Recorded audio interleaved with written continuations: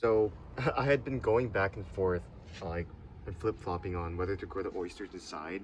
In the beginning, the sporulation was too big of a concern, but then I realized that it was mostly just the yellow oysters actually that caused the most lung irritation. So I was kind of growing blue oyster and Italian oyster in my basement, the Pleurotus pulmonarius and the Pleurotus austriatus, kind of the two most common like oyster mushroom varieties. And those were growing okay, but it was just still annoying because compared to lion's mane, the oyster just create a big mess, and they have a shorter shelf life, and um, I just wasn't getting like really good yields on them. I was getting maybe like 70% BE as opposed to the 150% BE that they should be capable of. So I'm pretty sure it just had to do with like airflow. I spoke in like a previous video about how um, kind of the CO2 from the colonizing bags was mixing in and being pulled into the tent. So because it wasn't completely air insulated, I feel like it just was not ideal, an ideal fruiting environment for the oyster mushrooms downstairs. And then between that, the shorter shelf life, the messiness of it, I just wanted to switch entirely to lion's mane because I felt like I could stimulate demand enough in my markets that I could get that to work.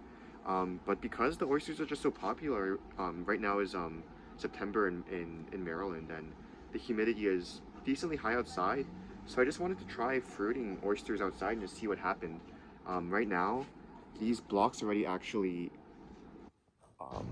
you can't see them because they're covered by a bike cover, but they had two small flushes, and I'm seeing if I can squeeze a third flush out of them. So we soaked them in a large trough that you see in the back, and then I'm just kind of letting them sit out there in a high humidity environment underneath the tarp for a few days, and then I'm gonna kind of see if they produce a third flush.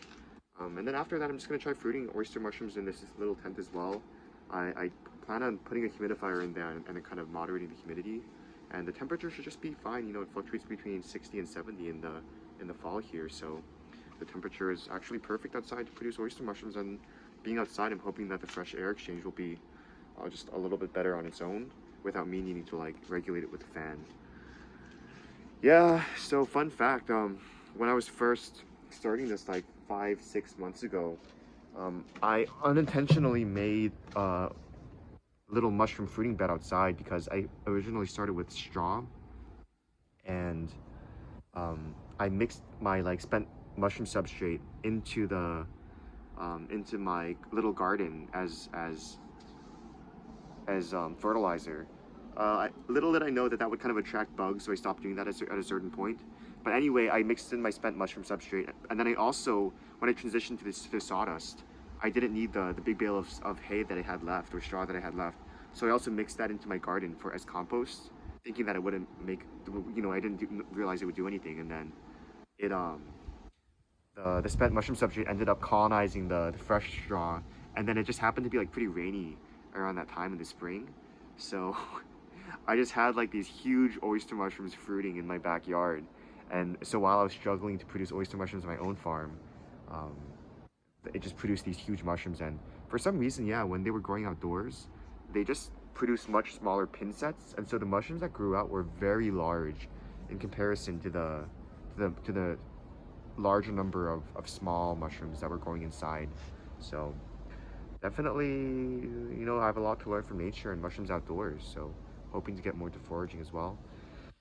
But yeah, I'll provide some progress updates on this little outdoor fruiting environment. I'm planning on kind of moving things around and moderating it.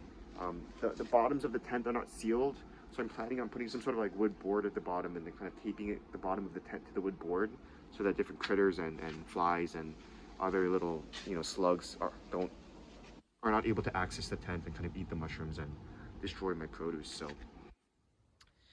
yeah, wish me luck with this little experiment. But you know, either way, I have nothing to lose and everything to gain, because every single time you run a little experiment, you learn something. So yeah.